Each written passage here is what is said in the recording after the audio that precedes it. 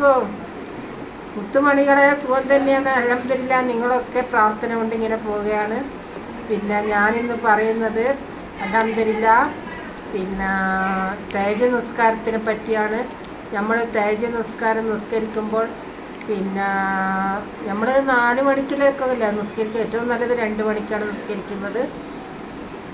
അപ്പം ആരുമില്ലാത്ത സമയമല്ല. അപ്പോൾ നല്ല പ്രാർത്ഥനയ്ക്ക് വേഗം ഉത്തരം കിട്ടുന്ന സമയമാണ്.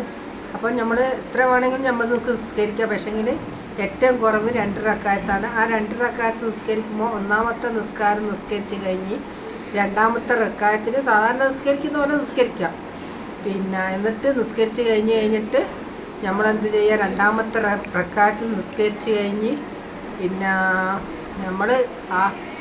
നമ്മൾ കുമ്പിട്ടിട്ട് നമ്മൾ സുബ്ഹാന റബ്ബിയൽ അഅ്ല അബ്യന്തിഹി എന്ന് പറയും. സുബ്ഹാന റബ്ബിയൽ അഅ്ല അബ്യന്തിഹി എന്ന് പറയില്ല 3 പ്രാവശ്യം.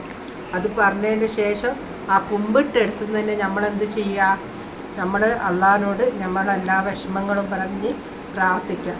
പ്രാർത്ഥിച്ചു കഴിഞ്ഞാൽ നമുക്ക് എന്തായാലും ഉത്തരം കിട്ടും. അള്ളാഹിൻ്റെ ഉത്തരം നമുക്ക് കിട്ടും. നമ്മൾ പറയുന്നില്ല നമുക്കൊന്നും കിട്ടൂല എന്നല്ല, എല്ലാം തന്നെ കിട്ടും. പിന്നെ നിങ്ങൾ എനിക്ക് വേണ്ടി പ്രാർത്ഥിക്കുക, ഞാൻ നിങ്ങൾക്കും വേണ്ടി പ്രാർത്ഥിക്കുക. അൽഹംദുലില്ലാ. ആമീൻ ആമീൻ. റഹ്മത്തുള്ളാ ബർക്കത്തുള്ളാ.